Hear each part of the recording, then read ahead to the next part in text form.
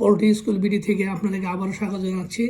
আজকে আপনাদেরকে বায়োসিকিউরিটির দ্বিতীয় পর্ব স্ট্রাকচারাল বায়োসিকিউরিটি নিয়ে কিছু কথা বলবো।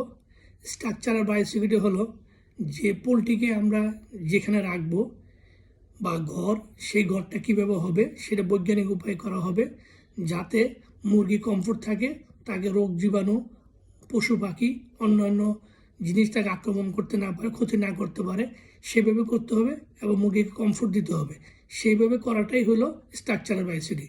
তো আমরা সাধারণত পোলট্রির ক্ষেত্রে অবশ্যই বায়োসিকিউরিটি মেনটেন করার জন্য একটা বাউন্ডারি দিব, একটা মেইন গেট থাকবে, এরপর একটা শাওয়ার বাথ থাকবে অথবা হুইল বাথ থাকবে। এরপরে আমাদেরকে অবশ্যই শাওয়ারের জন্য একটা ভালো শাওয়ার বাথ করতে হবে। এছাড়া আমরা যে ঘরগুলো করব সেই ঘরগুলো অবশ্যই পূর্ব পশ্চিমে হতে হবে এবং উত্তর দক্ষিণে খোলা থাকতে হবে। ওপেন হাউসের ক্ষেত্রে, কন্ট্রোল হাউসের ক্ষেত্রে একই। সাধারণত আমরা পূর্ব পশ্চিমে ঘর করলে আমাদের দেশের সূর্য সাধারণত পূর্ব দিকে উদিত হয়, সেই ক্ষেত্রে আমাদের অল্প জায়গায় সূর্য আলোটা পড়বে এবং পশ্চিম দিকে অল্প পরিমাণে সূর্য আলো পড়বে। কিন্তু আমি যে উত্তর দক্ষিণে করি তাহলে বড় অংশের শেডের বড় অংশতেই আলো বেশি পড়বে এবং ভিতরের তাপমাত্রা বেড়ে যাবে। সেই কারণেই আমরা এদেশের বাংলাদেশের প্রেক্ষাপটে আমরা পূর্ব পশ্চিমে ঘরগুলো করতে হবে, যাতে উত্তর দক্ষিণে ভেন্টিলেশনটা ভালো পাওয়া যায়। এবং যারা ওপেন হাউস করবেন তাদের অবশ্যই ঘরের হাইট 8 ফিট, 9 ফিট, 10 ফিট পর্যন্ত দেওয়া যেতে পারে, তাহলে ভালো ভেন্টিলেশন ব্যবস্থা হবে। এবং কন্ট্রোল হাউসের ক্ষেত্রে, বিশেষ করে সিঙ্গেল স্টেজের ক্ষেত্রে অবশ্যই 7 ফিট করতে হবে এবং সেই ক্ষেত্রে তাদের প্যাড এবং ফ্যান আনুপাতিক হারে সঠিক নিয়মে দিতে হবে, যাতে ভেন্টিলেশন ভালো হয়, কুলিং ভালো হয়। এছাড়া যদি আমরা লেয়ার কেস করি, কেস সিস্টেম 4 টায়ার বা 5 টায়ার, 6 টায়ার, সেই অনুপাতে ঘরের হাইট বাড়াইতে হবে এবং তাদের ভেন্টিলেশন এবং প্যাড সঠিকভাবে রাখতে হবে। এই যে চিন্তা ভাবনা যে আমরা ঘরকে মুরগির জন্য কমফোর্ট তৈরি করা, এটাই হলো স্ট্রাকচারাল বায়োসিকিউরিটি।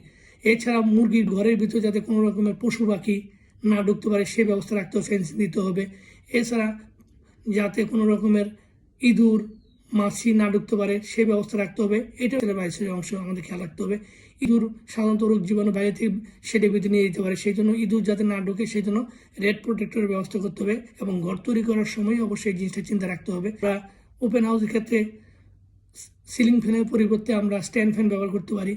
আমরা একটা সিলিং দিতে পারি মুরগি শেডের উপরেও যদি সুযোগ হয় তাহলে আমরা পানি ফোয়ারা দিতে পারি, যেহেতু অনেক টেম্পারেচার অনেক বেশি।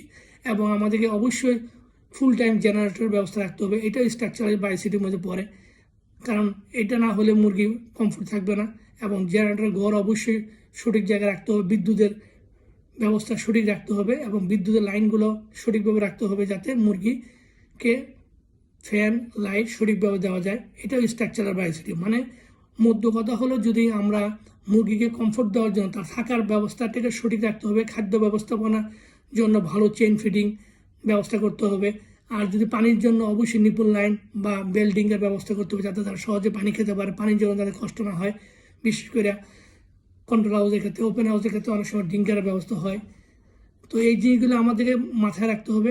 এগুলো হলো স্ট্রাকচারাল বায়োসিকিউরিটি। মানে আমার কথা হলো স্ট্রাকচার, মানে মুরগির জন্য যে জিনিসগুলো তৈরি করা হবে স্ট্রাকচারালি, সেই জিনিসটা বৈজ্ঞানিক সম্মত হতে হবে এবং সঠিক করতে পারলেই সেটা আমার স্ট্রাকচারাল বায়োসিকিউরিটি হবে।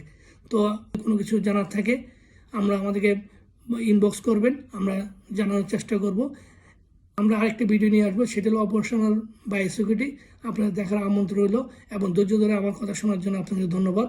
কোনো সাজেশন থাকলে দিবেন, আমরা সেটা সাদরে গ্রহণ করব।